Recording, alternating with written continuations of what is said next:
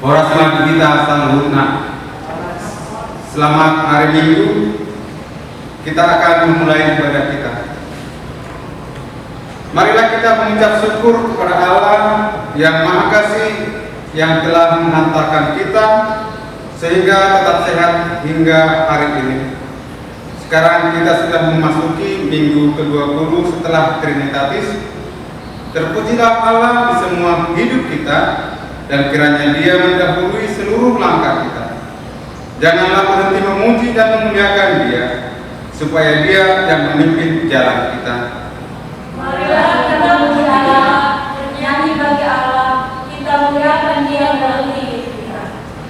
Topik minggu kita hari ini, Yesus adalah air hidup. Datanglah kepadanya dengan segala kerendahan hati untuk menerima air kehidupan itu, sehingga engkau menjadi aliran sungai yang jernih dan baik. Marilah datang kepadanya dan kita bernyanyi dari buku Enden HKBP nomor 19 ayat 1 dan 2.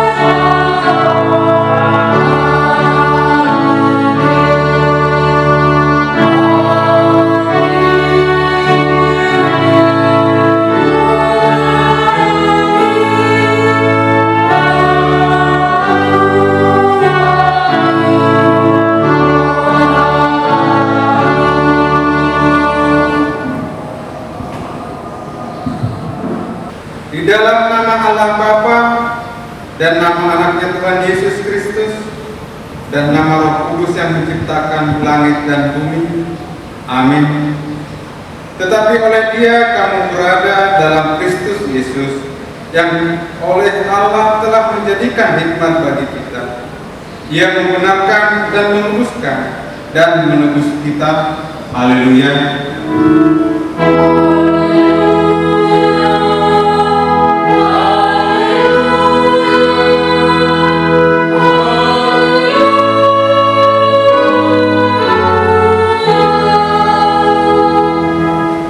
Kita berdoa. Ya Tuhan Allah, Engkau sumber kasih dan damai. Berilah kami kasih dan damai yang dari Tuhan. Lindungilah hamba-Mu melawan tipu daya si iblis, agar mereka terlepas dari pencobaan dan ketakutan. Engkaulah pengharapan dan perlindungan kami. Pimpin dan tuntunlah kami dalam perjalanan hidup kami, karena anak-Mu Tuhan Yesus Kristus Tuhan kami. Amin. Kita bernyanyi dari buku Enden HKBP nomor 262 ayat 1 dan 2. Oh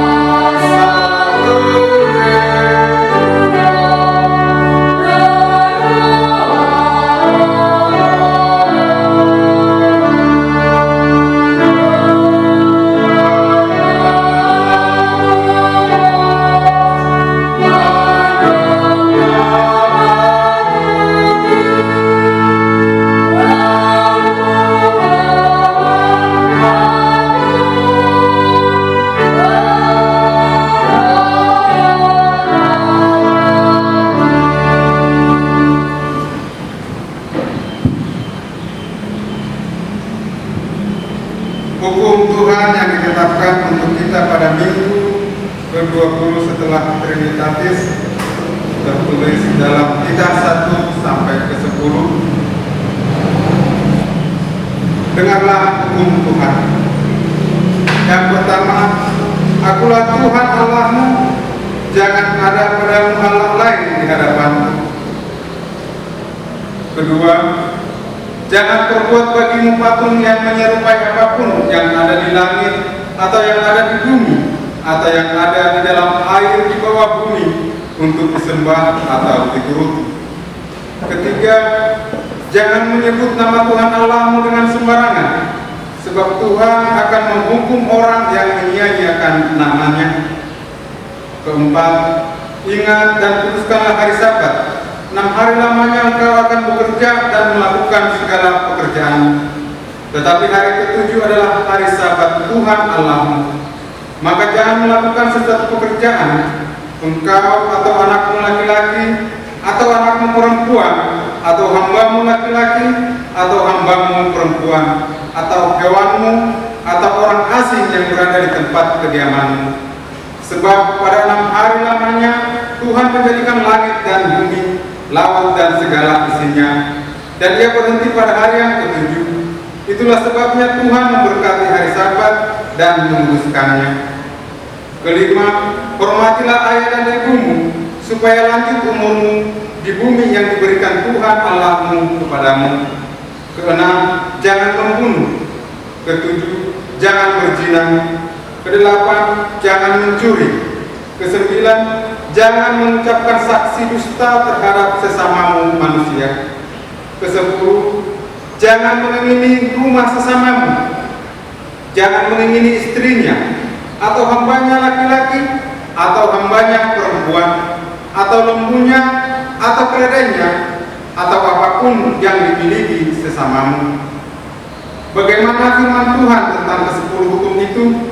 Demikian, Aku Tuhan Allahmu adalah Allah yang cemburu, yang membalaskan kesalahan bapa kepada anak-anaknya, kepada keturunannya yang ketiga dan keempat dari orang yang membenci Aku. Tetapi Aku menunjukkan kasih setia kepada beribu-ribu orang, yaitu mereka yang mengasihi Aku dan berpegang pada perintah-perintahku. Marilah kita memohon kekuatan kepada Tuhan.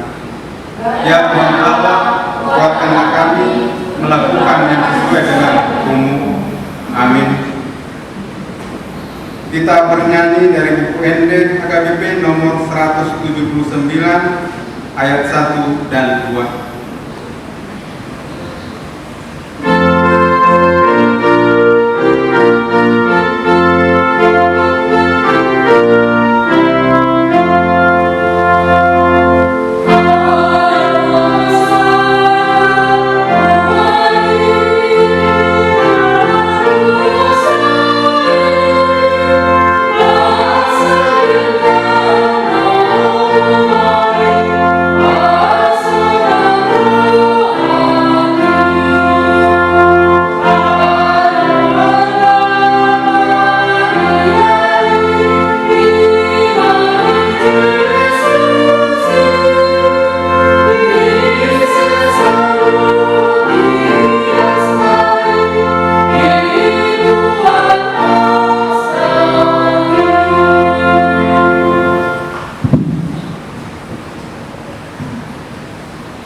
Marilah kita merendahkan diri untuk mengaku dosa kita berdoa. Ya Tuhan Allah Bapa kami, Tuhan Yesus Kristus, Engkaulah Allah yang Maha Kuasa, Pencipta segala sesuatu. Engkau adalah adil menghakimi semua orang. Kami datang ke hadapan-Mu mengaku segala dosa kami yang kami lakukan karena melanggar hukum-Mu, baik melalui perkataan kami yang tidak benar maupun karena nafsu keinginan duniawi yang selalu mempengaruhi kami.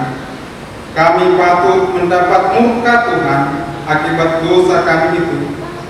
Tetapi Engkau adalah Tuhan pengasih dan penyayang. Kasihanilah kami Ampunilah segala dosa-dosa dan kesalahan kami. Di dalam Anakmu Tuhan Yesus Kristus Tuhan kami. Karuniakanlah kami Roh Kudus, agar kami setia mengikuti Engkau di dalam kebenaran dan kekudusan dan memperoleh hidup yang kekal yang Tuhan janjikan bagi setiap orang yang percaya kepada Anakmu Yesus Kristus Tuhan dan Juru Selamat kami. Amin. Janji Tuhan akan keampunan dosa-dosa kita, tetapi Dia tertikam oleh karena pemberontakan kita. Dia diremukkan oleh karena kejahatan kita. Ganjaran yang mendatangkan keselamatan bagi kita ditimpakan kepadanya, dan oleh bilur-bilurnya kita menjadi sembuh. Kemuliaan bagi Allah di tempat yang maha tinggi. Amin. Kita bernyanyi dari buku ND nomor 774 ayat 1 dan 2.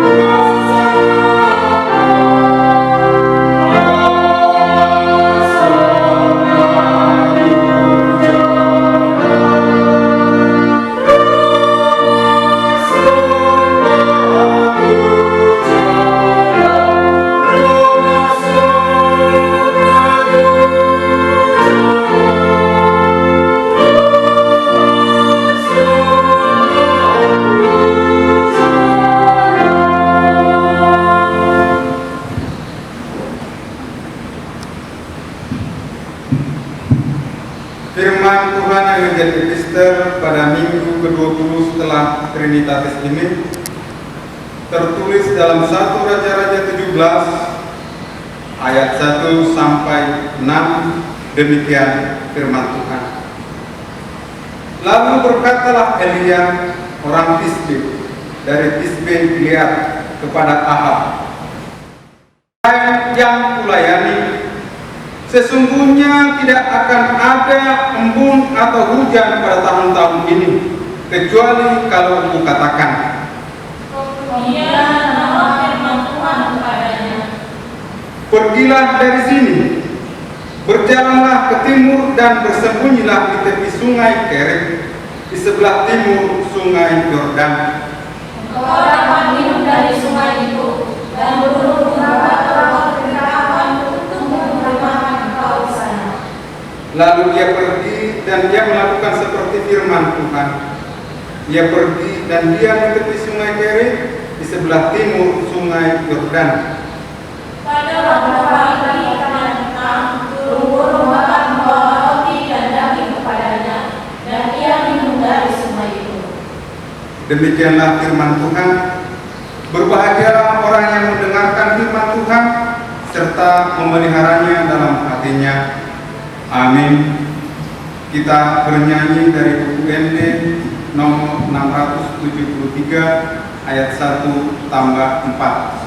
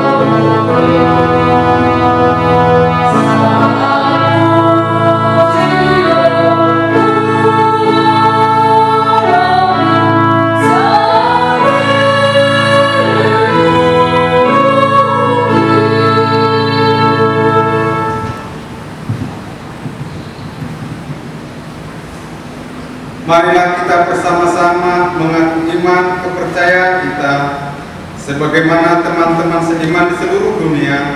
Kita bersama-sama mengucapkannya.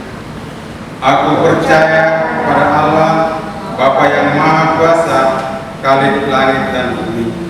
Aku percaya kepada Yesus Kristus, Anaknya yang tunggal Tuhan kita, yang dikandung daripada Roh Kudus, lahir dari anak darah Maria, yang menderita sengsara di bawah pemerintahan Pontius Pilatus, disalibkan, mati dan dikuburkan, yang turun ke dalam kerajaan maut, pada hari yang ketiga bangkit pula dari antara orang mati, naik ke surga, duduk sebelah kanan Allah Bapa yang Maha Kuasa.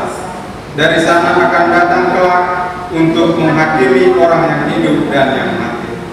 Aku percaya kepada Roh Kudus dan adanya satu gereja yang kudus, persekutuan orang kudus, pengampunan dosa, kebangkitan daging, dan hidup yang kekal. Amin.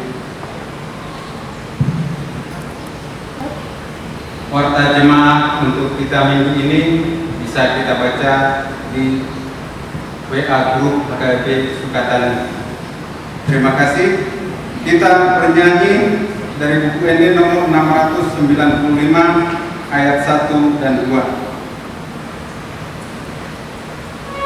Oh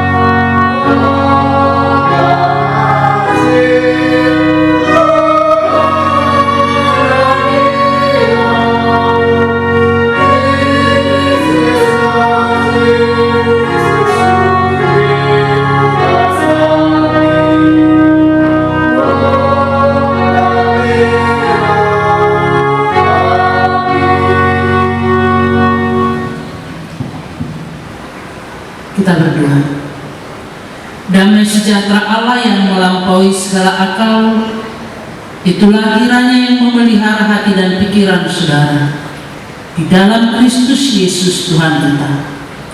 Amin. Shalom Amakinan. Semoga kita semua dalam keadaan sehat, dan firman Tuhan buat kita pada minggu ini, minggu ke-20 setelah Trinitatis, tertulis dalam Yohanes pasal 4 ayat 5 hingga ayat 14. Demikian bunyinya. Maka sampailah ia ke sebuah kota di Samaria yang bernama Sikhar, dekat tanah yang diberikan Yakub dahulu kepada anaknya Yusuf. Di situ terdapat sumur Yakub. Yesus sangat letih oleh perjalanan, karena itu ia duduk di pinggir sumur itu. Hari kira-kira pukul 12. Maka datanglah seorang perempuan Samaria hendak menimba air. Kata Yesus kepadanya, "Berilah aku minum." Sebab murid-muridnya telah pergi ke kota membeli makanan. Maka kata perempuan Samaria itu kepadanya, "Masakan engkau seorang Yahudi minta minum kepadaku seorang Samaria?" Sebab orang Yahudi tidak bergaul dengan orang Samaria. Jawab Yesus kepadanya, "Jikalau engkau tahu tentang karunia Allah dan siapakah dia yang berkata kepadamu, 'Berilah aku minum,' niscaya engkau telah meminta kepadanya, dan ia telah memberikan kepadamu air hidup." Kata perempuan itu kepadanya, "Tuhan, engkau tidak punya timba dan sumur ini amat dalam. Dari manakah engkau memperoleh air hidup itu? Adakah engkau lebih besar daripada bapa kami Yakub, yang memberikan sumur ini kepada kami, dan yang telah minum sendiri dari dalamnya, ia serta anak-anaknya dan ternaknya?" Jawab Yesus kepadanya, "Barang siapa minum air ini, ia akan haus lagi. Tetapi barang siapa minum air yang akan kuberikan kepadanya, ia tidak akan haus untuk selama-lamanya. Sebaliknya, air yang akan kuberikan kepadanya akan menjadi mata air di dalam dirinya, yang terus-menerus memancar sampai kepada hidup yang kekal." Demikian firman Tuhan. Saudara yang dikasihi Tuhan Yesus, topik minggu kita pada minggu ini dikatakan Yesus adalah air kehidupan. Dan judul perikop ini yaitu cerita tentang percakapan Tuhan Yesus dengan perempuan Samaria. Ketika perjalanan pelayanan Tuhan Yesus, maka Yesus merasa letih dan dia berhenti sebentar, duduk di pinggir sumur Yakub. Dan sumur itu sesungguhnya adalah tempat orang-orang Samaria untuk mengambil air minum. Dan ketika Yesus duduk di sana, ketika hari jam 12 tepat katanya, seorang perempuan Samaria datang untuk mengambil air.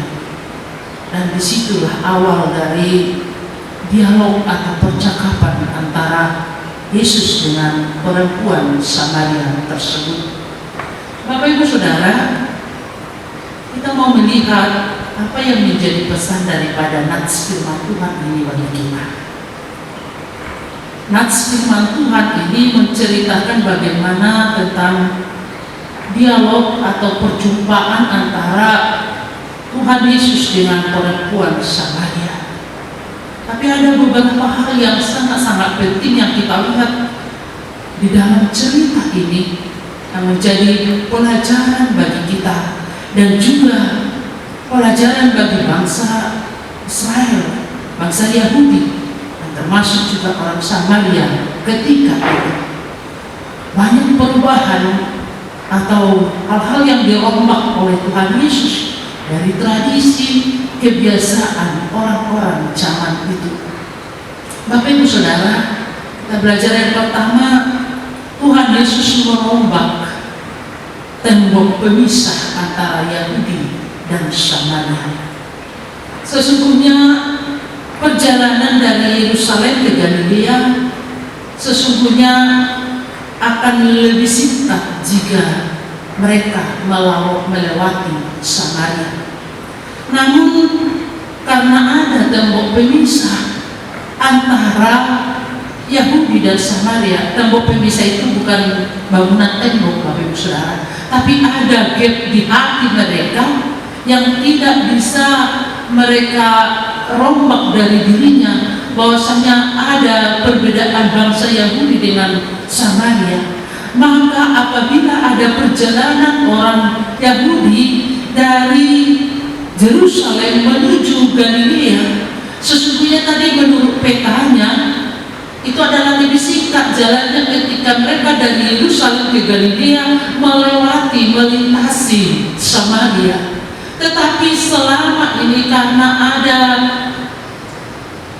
stereotip yang negatif dari orang Yahudi tentang orang Samaria itu, atau ada asumsi yang kurang baik yang membuat ada tembok pemisah antara Yahudi dan Samaria, maka apabila ada orang Yahudi mau berangkat dari Yerusalem menuju ke Galilea ataupun dari Galilea menuju ke Yerusalem, mereka akan berjalan jauh lebih panjang karena harus turun ke lembah Yordan dan menempuh perjalanan yang jauh lebih panjang.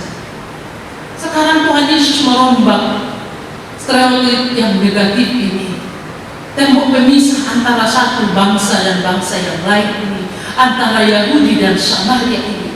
Sengaja Tuhan Yesus itu ketika di dalam perjalanan pelayanannya, Yesus dari Yerusalem akan ke Galilea, menuju Galilea, dia melintasi jalan pintas ini yang akan lewat dari Samaria, dan sengaja Tuhan Yesus di situ duduk sebentar karena dia sudah merasa letih.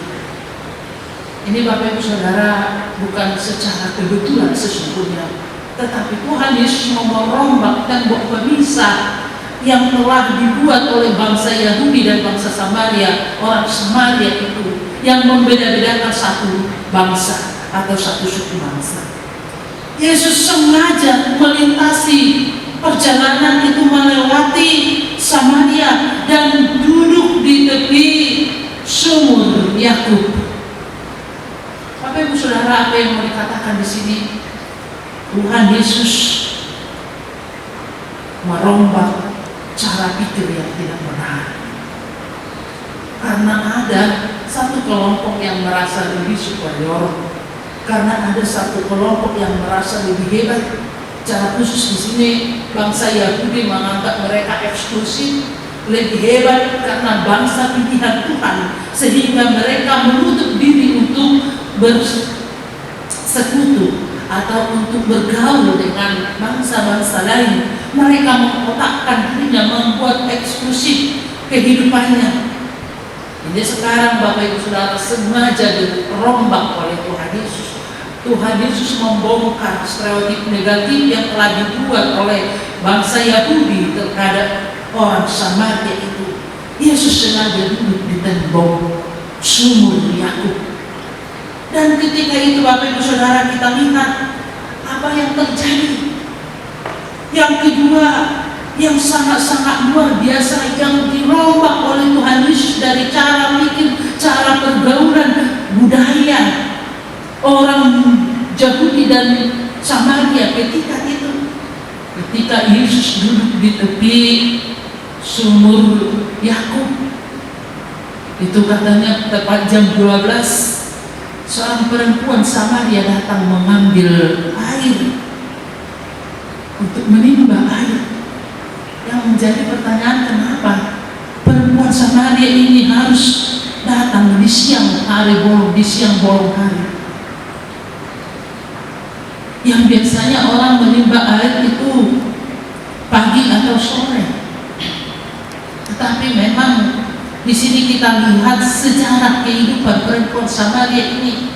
Dia adalah perempuan sundal, perempuan yang disingkirkan, perempuan yang termarginal, karena dinilai dia adalah perempuan yang berdosa, karena memiliki banyak suami, Karena keberdosaan dia dikucilkan, dia dipinggirkan, tidak bisa bersekutu atau tidak bisa bersama-sama dengan perempuan lainnya secara layak. Maka dia tidak bisa datang mengambil air pagi hari atau sore hari. Ketika orang tidak ada lagi di sumur itu, maka disitulah dia datang. Tapi apa mau kita lihat di sini Bapak Ibu Saudara, hal yang luar biasa dirombak oleh Tuhan Yesus dari kebiasaan cara pikir manusia yang salah itu. Tuhan Yesus sengaja membuka dialog dengan perempuan Samaria itu. Yesus yang berinisiatif memulai pembicaraan, memulai dialog dengan perempuan Samaria itu. Yesus mengatakan, berikan aku minum. Dan dengan demikian ada dialog antara Yesus dengan perempuan Samaria itu. Perempuan Samaria itu menyadari dirinya siapakah dia, karena stereotip yang dibuat oleh masyarakat umum terhadap dirinya. Dia adalah orang yang disingkirkan, dia adalah orang berdosa, dia adalah orang yang tidak bisa bergaul dengan manusia lainnya secara layak. Maka dia mengatakan, masakah engkau seorang Yahudi meminta minum kepadaku seorang Samaria? Ada dua tembok di sini yang benar-benar diruntuhkan oleh Tuhan Yesus. Yang satu tadi antara Yahudi dan Samaria. Situ sudah ada tembok memisah yang mengatakan orang Yahudi yang lebih hebat, orang Samaria itu nomor dua. Yang kemudian yang dirombak oleh Tuhan Yesus antara laki-laki Yahudi dengan perempuan. Sedangkan laki-laki Yahudi dengan perempuan yang tidak berdosa seperti perempuan Samaria ini sudah susah untuk berdialog. Itu hal yang tabu bagi mereka, tidak bisa. Menurut tradisi Yahudi, menurut tradisi Samaria. Dan kita lihat di sini bahkan perempuan yang berdosa ini, perempuan yang tersingkirkan ini, diajak Tuhan Yesus untuk berdialog, diajak Tuhan Yesus untuk memulai percakapan yang indah. Bapak Ibu Saudara, kita lihat di sini diombak Tuhan Yesus dari kebiasaan-kebiasaan salah di tengah-tengah masyarakat. Dan hal ini akan menjadi pelajaran bagi kita, supaya kita jangan menganggap lebih hebat dari yang lain. Semua kita sama di hadapan Tuhan. Roma 8 ayat 23 mengatakan tidak ada bedanya Yahudi dan Yunani, orang Samaria dan orang Yahudi, yang hamba dan Tuhan, semua sama di hadapan Tuhan. Bapak Ibu Saudara yang dikasihi Tuhan Yesus Kristus, dan di sini sesungguhnya Tuhan Yesus juga merombak kebiasaan yang mengatakan bahwa seorang rabi itu tidak diizinkan untuk berbincang-bincang, untuk berdialog dengan seorang perempuan asing.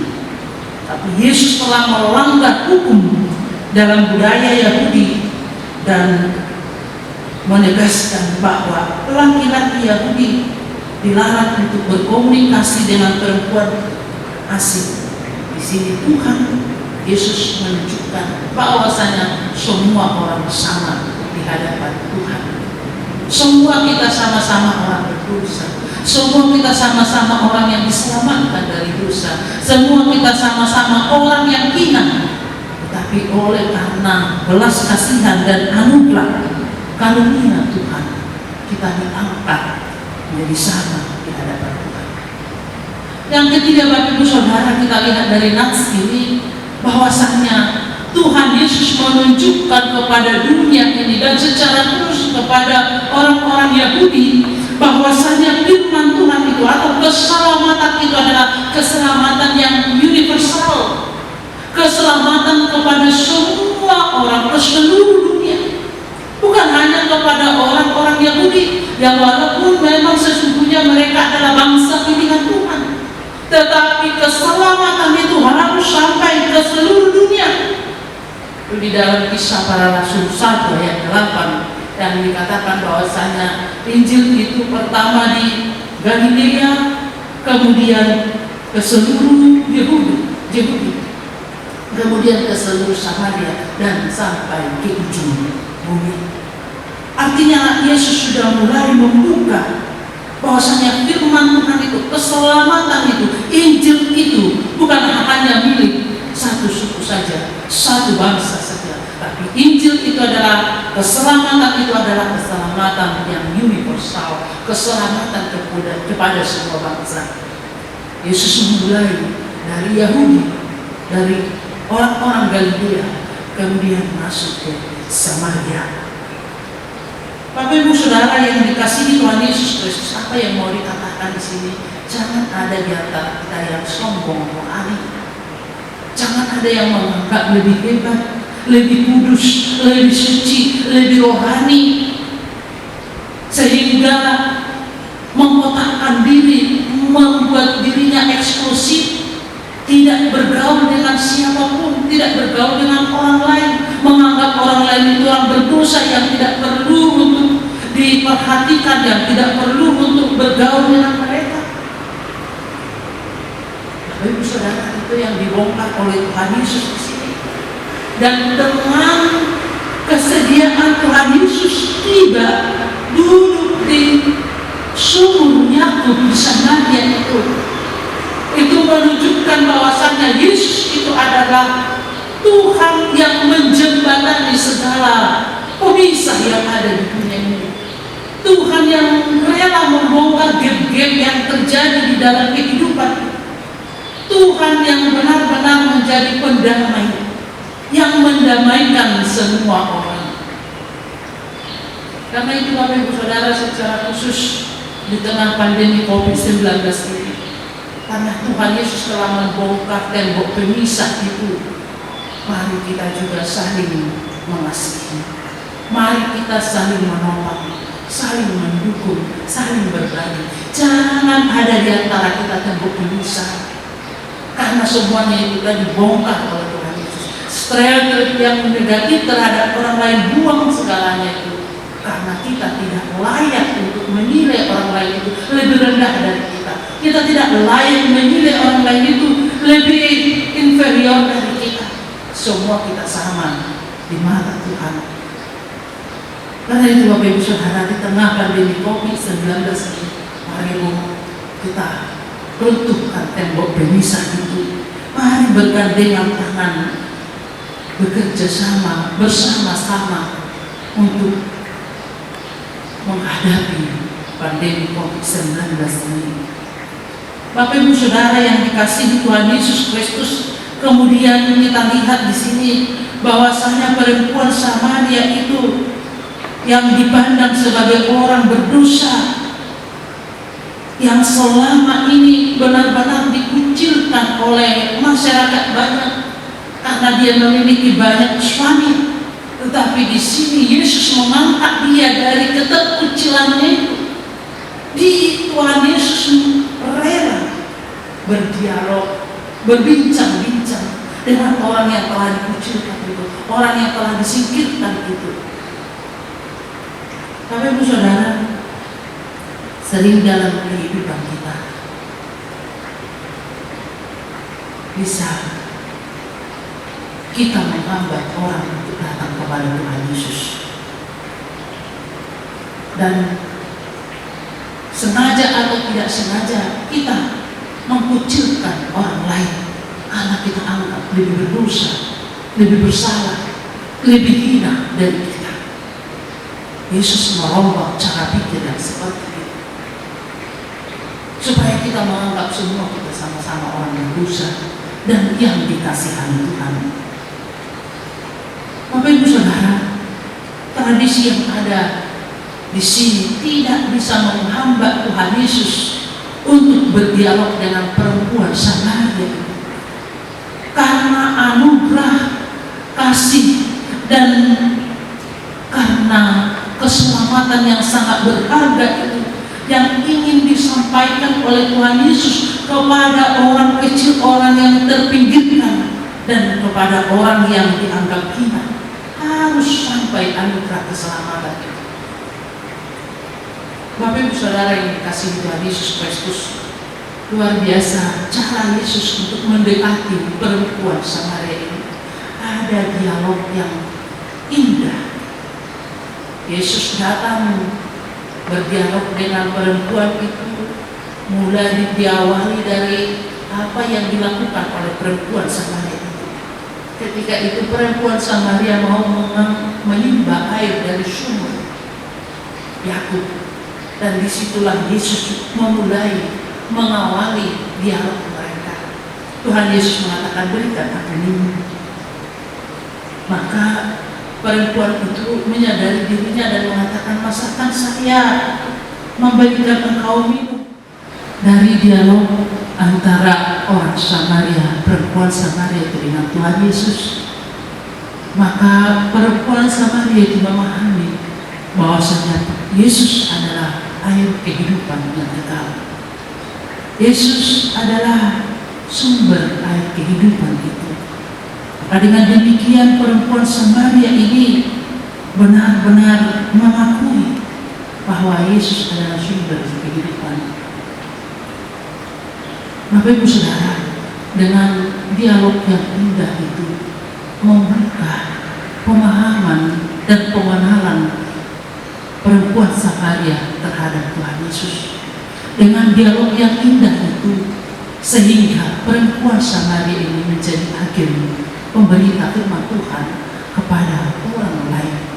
Nah, kita lihat Bapak Ibu Saudara, setelah nats ini, sesungguhnya perempuan Samaria ini benar-benar berangkat kepada orang-orang di sekitarnya, memberitahukan bahwasanya dia telah bertemu dengan Mesias.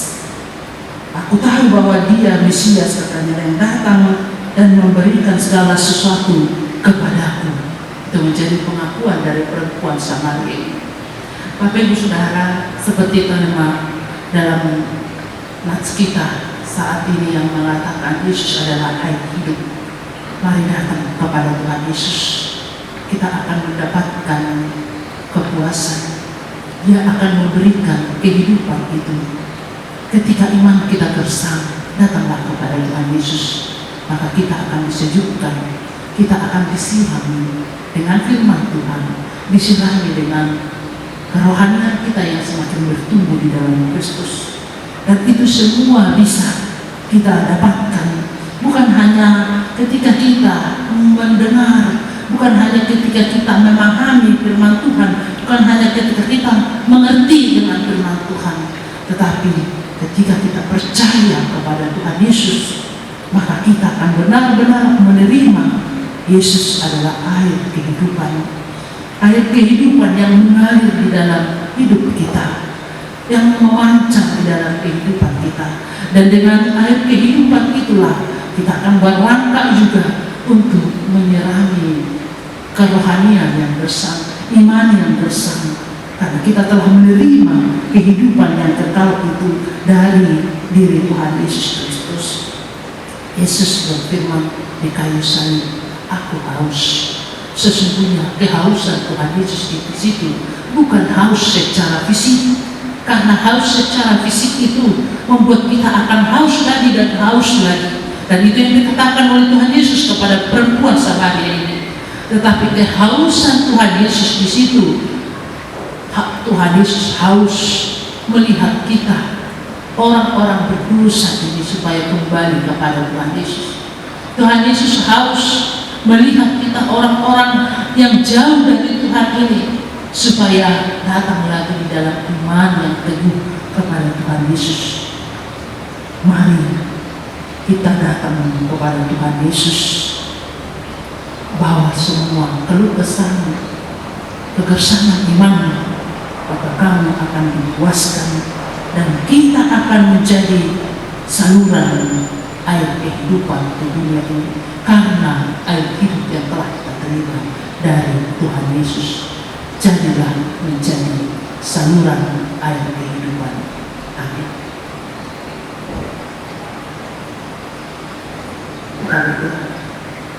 Allah yang Maha Baik, Allah yang kami kenal di dalam nama anak Tuhan Yesus Kristus. Terima kasih Tuhan dengan firman-Mu yang boleh kami dengar pada saat ini, mengingatkan kami bahwasanya Engkau adalah air kehidupan. Biarlah semua kami Tuhan yang haus di dunia ini datang menerima firman, menerima Engkau, mengimani Engkau, sehingga hidup kami dimakan tidaklah bersih dan akan semakin bertumbuh di dalam Tuhan dan menjalani semua perjalanan hidup kami, apapun yang terjadi dalam suka maupun duka, kami akan tetap disirami oleh firman-Mu, sehingga semuanya itu menguatkan iman percaya kami hanya kepada Engkau. Terima kasih Tuhan Yesus, karena Engkau bersedia menjadi air kehidupan dalam kehidupan kami. Berkati kami. Amin. Kita bernyanyi dari buku ND KBP nomor 697 ayat 1 dan 2 sambil mengumpulkan persembahan di rumah masing-masing.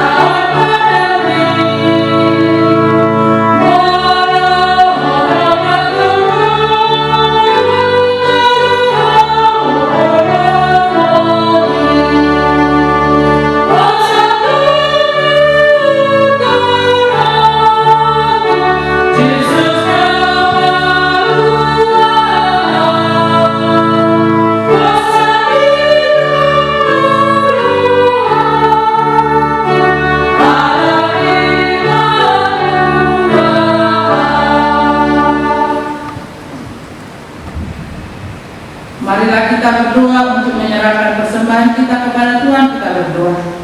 Ya Allah Bapa kami yang di surga, kami mengaku bahwa Tuhan adalah sumber dari segala karunia yang melimpah dalam kehidupan kami masing-masing. Sebagian daripada karunia itu kami serahkan kembali sebagai persembahan kepada Tuhan. Terimalah dan berkatilah persembahan umat-Mu ini, agar dapat kami pergunakan untuk pekerjaan dan pelayanan kerajaan Tuhan di dunia ini. Bukalah hati kami untuk mengenal betapa banyak berkat dan karunia kami peroleh dari Tuhan, supaya kami senantiasa bersyukur kepada-Mu. Di dalam nama Yesus Kristus Tuhan kami, amin.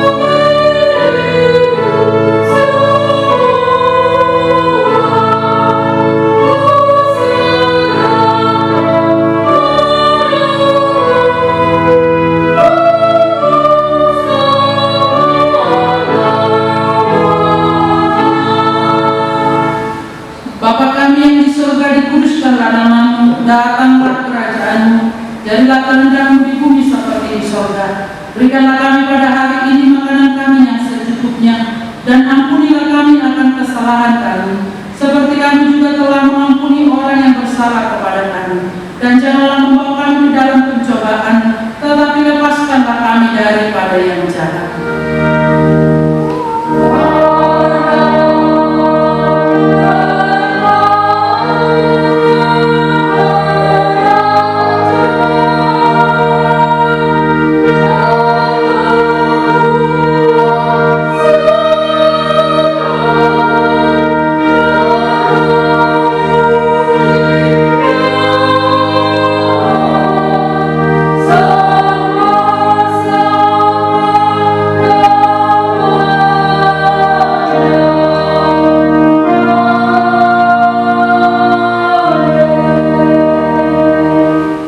Terimalah berkat Tuhan.